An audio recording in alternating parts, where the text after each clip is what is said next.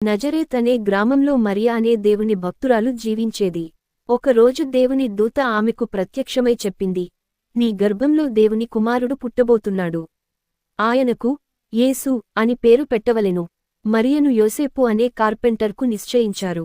పెళ్లికి ముందు మరియ గర్భవతిగా ఉండటం తెలిసి యోసేపు మనస్సులో ఆలోచించగా, దేవుని దూత అతనికి కలలో ప్రత్యక్షమై, భయపడకుము, మరియను నీ భార్యగా స్వీకరించు, ఆమె ద్వారా పుట్టబోయే బిడ్డ ప్రపంచానికి రక్షకుడు అవుతాడు అని చెప్పింది.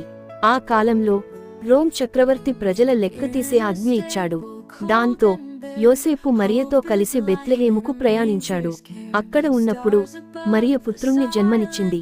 స్థానాలు లేక పశువుల గూటిలో ఆ బిడ్డను మంగళంలో పడుకోపెట్టారు. ఆ రాత్రి మేషల కాపరులకు దేవుని దూత ప్రత్యక్షమై, దావీదు పట్టణంలో రక్షకుడు జన్మించాడు అని సువార్త తెలియజేసింది. వారు వెళ్లి ఆ శిశువును చూసి సంతోషించారు.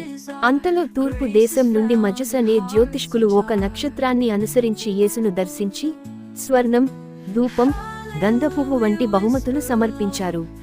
ఈ విధంగా యేసుక్రీస్తు వినయంగా జన్మించి ప్రపంచానికి రక్షకుడిగా జీవితం ప్రారంభించాడు.